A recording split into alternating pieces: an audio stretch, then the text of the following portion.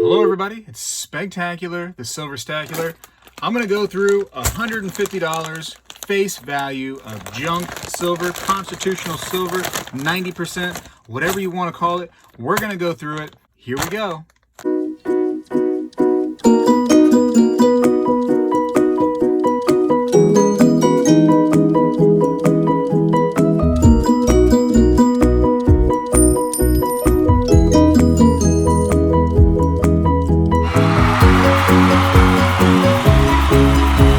Alright, let's start getting this stuff out of there.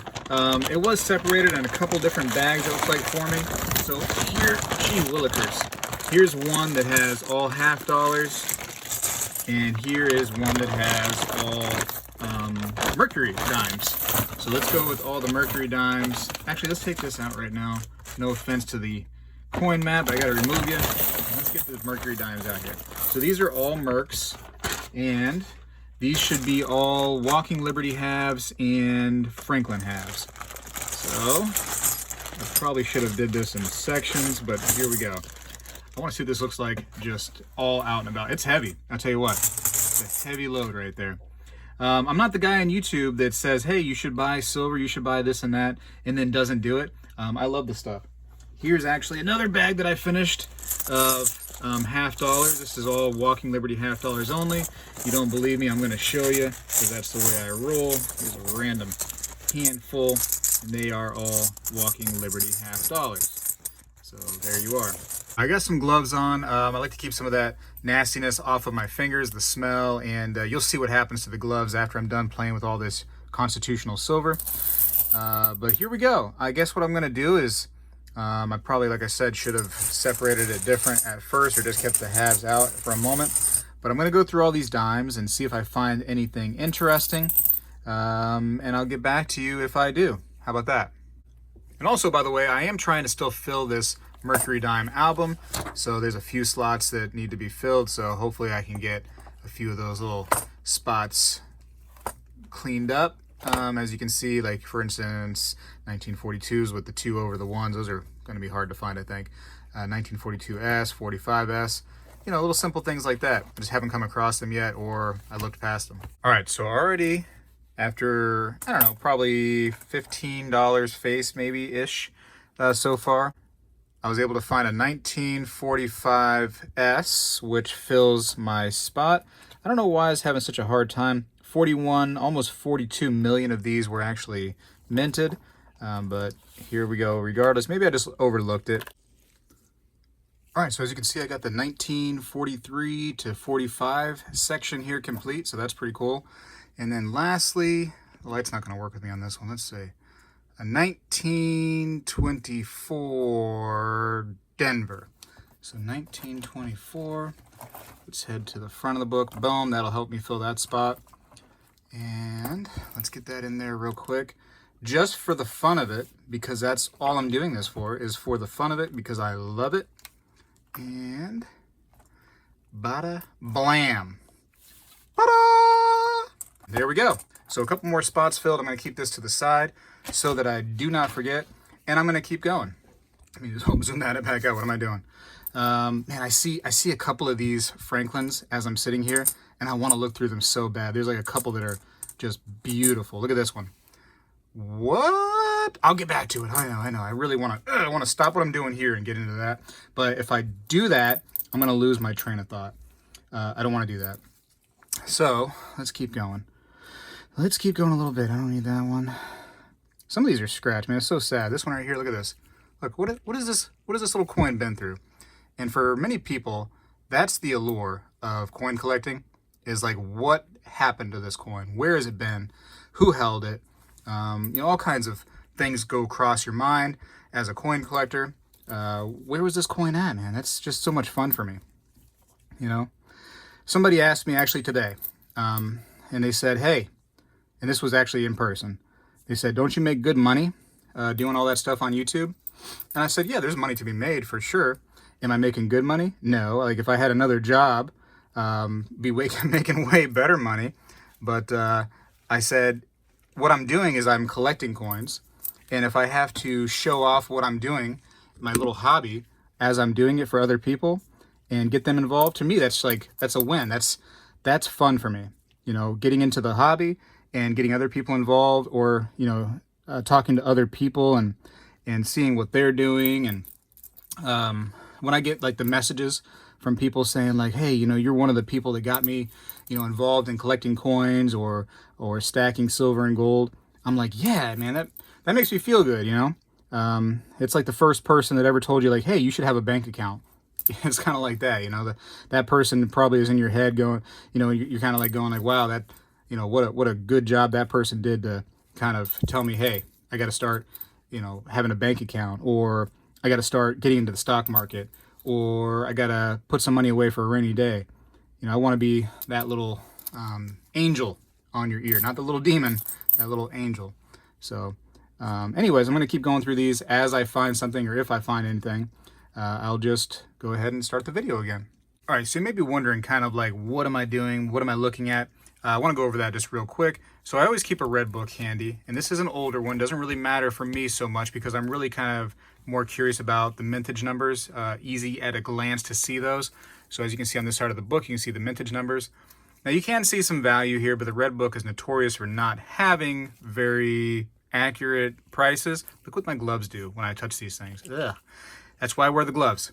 But anyways, for instance, if you go to like 1926S, you can see there's a big jump in price right here. So, you know it's probably not going to be, you know, worth 13 bucks in good for condition, but you're going to be like, that must be a more valuable coin. And so that's what I use it for, is so I don't have to remember every single coin and histories, you know, mintage numbers and values.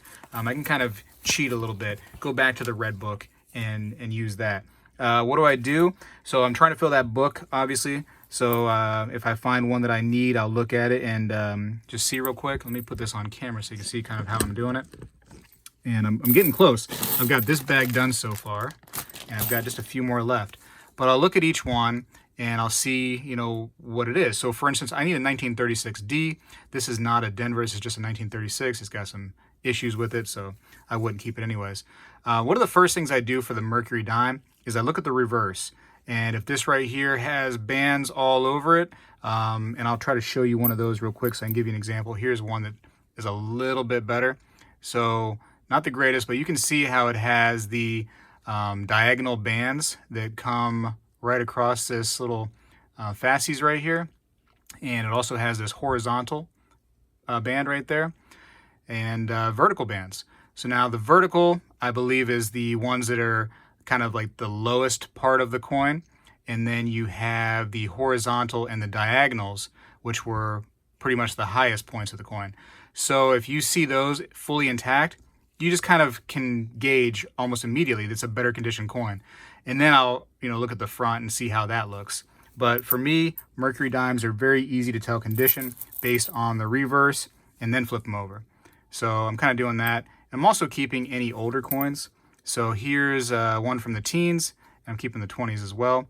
But 1918, and really for 1918, not in such terrible condition. I don't know what happened in the teens and 20s with Mercury dimes, but they are usually rough. And I'll show you a few that I've gotten out of this pile so far. And you know, they're rough coins. So if you find one in the teens and 20s that's in good condition, nab it for sure. In one of my previous videos, I actually found a 1916, not a D, don't worry, going through a pile like this, and it was in great condition. I mean, like, had all the bands on the back and just looked really, really beautiful. So, you know, you never know what you're going to find. You know, somebody may have had that in an album, kind of like similar to what I'm doing, and they just popped it out, and that was it. You know, they popped it out and sold it. Or maybe a lot of times dealers will do that. If you are selling, you go in there with your coin albums that you have, and you say, hey, you know, how much is the album worth? And they're not going to pop them out right there for you. They're going to pop them out later, but they're going to give you a price on the entire album, just the coins really within the album. And let's say there's 20 coins and they're worth, you know, I don't know, $1.30 a piece. So you're talking 26 bucks. And then what they're going to do is take the album when you leave pretty much, and they're going to pop each one out. And as long as they're not some kind of rare coin, they're just going to put them into their pile of junk silver coins, kind of like what I have here. You know, that's where these go. And I'm not saying all these come from albums, but sometimes that's what they do. Anyways, just want to discuss that real quick. I've got this many more to go through, and that should be the Mercury Dimes. So far, I'm not seeing anything that's jumping out at me. I do have a, what I find over here, a 1942 S. Yes? Yeah, it's 1942 S that I need for the album, so that can go in there. So let me do that real quick for everybody, just for fun. Oops, I'm on the wrong page. I was like, okay, where is it? 1942 S. I'm not going to find, I don't think, these 2/1s. Those are kind of a more valuable coin. I wish that coin albums did not do that. Put like the error coins and the more valuable coinage in there. I mean, I get that I'm trying to look for a 1916D, but some of these other ones are here, like these oddities, that's rough. That's really can be rough to find. So it is what it is. Like, yeah, this 1916D, if I found that, forget about it. I'd be so excited. All right, so I separated the teens and 20s from each other. I found a few of those, actually quite a bit for that pile. Again, this is $50 face value just of Mercury Dimes. And these are all the 30s and the 40s right here. Definitely more plentiful than the teens and the 20s. Nothing that was in fantastic condition, enough for me to warrant taking out of there and putting into a flip or anything. But I did find 3 that I could put into that album, so that was good. I also found these Roosevelt dimes stuck in there. That happens a lot of times when you're going through a certain coinage. For instance, you're going through maybe a whole bag of Washington quarters, and you may find some standing liberties. It is what it is. Or vice versa. You go through standing liberties, you might find some Washingtons. But either way, 2 is not that bad when I'm talking $50 face value of coins right there. But next, I think that what I should do is put these to the side and go through, what do you think, Franklin's or the Walking Liberties? Walking Liberty is my favorite coin. I might save that for last. Look at this. Look at the, ooh! Okay. I'm going to take a quick bite to eat, and I'm going to come back and do this. You'll never know that I ate. All right, so I'm back through the magic of video editing. I have eaten my food, and here I am. It's like I never left, right? So what I'm going to do now is go through the Franklins because they're just too stunning. Look at this one. Look how beautiful this coin is. Let me zoom in. That's a pretty coin. Look at the lines through it, huh? That looks crazy. I wonder what that's all about. It's like it was like kind of swiped, but it's definitely got the luster. I don't know. Tell me what you think about that. Was that put like on a book or something like that, and it caused it to have these lines that go through it? I mean, it's not cleaned or anything like that. It's just, I can see lines, no? That's wild. That is wild. This side does not appear to have it. It's got some spots on it for sure, like over here by my thumb. But yeah, that one side, it must have been lying like face down on something through maybe a few years like that. That's interesting. Very cool. Still a beautiful coin though. I absolutely love it. I tell you what, like in person you can hardly see those, but when you go close up on the camera, you can definitely see those. That's wild. Anyways, I'm going to go through and see what kind of cool coins I can find. When or if I find something cool, I'll go ahead and stop and show you what I find. All right, so this is where I'm at. I've got the Franklins sorted. Most of them are just, you know, normal condition Franklins, nothing special. Some were a little bit worse than others. A couple had like tape on them where it looks like they had taped them into an album. But for the most part, here they are. Now look at these though. These are the ones that made me go, whoa. Look at some of these. Now, some are definitely better than others. There's definitely some toning to them, but they've got that luster, that cartwheel still on them after all this time. Look at that. Wow. Let me ask you something. Are you, personally, would you rather get a Kennedy $50 in that kind of condition or a Franklin $50 in that kind of condition? There's no way you wouldn't want a Franklin in that condition, right? Those are some nice coins. And look how many of them there are. There's just plenty. That's kind of crazy. I'm very, very surprised by this lot. I wish I would have bought more, but $150 face value of junk silver is not cheap. And so that's a lot of money worth of just junk silver. So I don't know how much more I would want to get financially, you know what I mean? It starts to take a little bit of a toll on somebody. But very nice coins. Very nice coins. But there are a lot of nice ones. This one right here has some neat toning to it. It's almost like a, I don't want to call it a brown. It's got more of a reddish kind of brown toning to it. Still a nice looking coin, but it's got the toning, which is neat, but then it still has the luster in that cartwheel. So very, very pretty little coin right there from 1954. I enjoy that one. I enjoy them all. And, okay, so now I got to go through the Walking Liberty half dollars, but as I was going through the Franklins, I want to show you one that I found that just wowed me. It just, whoa! Look at this. So I seen this coin, right? And it's pretty. It's got a little luster left on it right there. Look here. Very, very pretty girl, right? Wow, don't tell my wife that I just said she's a pretty girl. But here's a nice 1941. Man, they're hard to find like that. Usually it looks like old Lady Liberty's a stick figure, and I can show you what I'm talking about. It looks like she just has a big like line through her body right there. Look at the difference, huh? So very happy to have that. Yes, it's a newer coin, 1941, but my goodness, you don't find them like that. I'm going to definitely hold that one to the side. That's a pretty one. That's why I do this, ladies and gentlemen. I do it for the fun of finding coins that are neat like that are still out there, that are in pretty condition, that I can just, keep to the side. Now, truth be told, I'm going to die one day, and then somebody's going to have my collection. They're just going to throw them on a big pile and sell them like whatever. But while they're with me, I'm going to preserve them as long as I can because they are fun to me. Okay, on to the Walking Liberties. With those, I'll try to, separate the 10s and the 20s. And if I find like a 38D or anything cool like that, I'd love to have that to the side. But, cross my fingers, but that usually doesn't happen. Anyways, let me go do that now.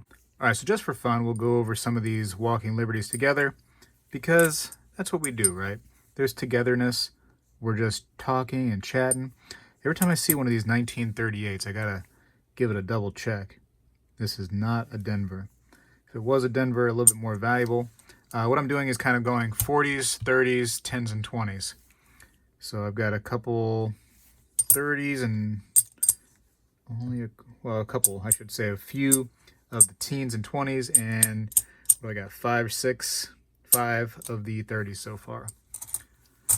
And of course, I went ahead and put this beautiful one into a flip because that is a stunning looking half dollar to find from 1941. Woo, she's pretty.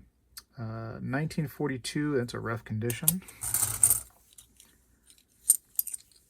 Whoa, don't drop you. Whew, I did drop you. All right, so this is where I am. I have several stacks of 40s going around here.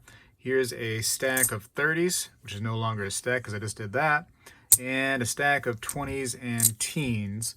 So 27, a 20, an 18, 19, 17, 27. Nothing cool with like an obverse mint mark or anything like that, which is the mint mark would be under the In God We Trust.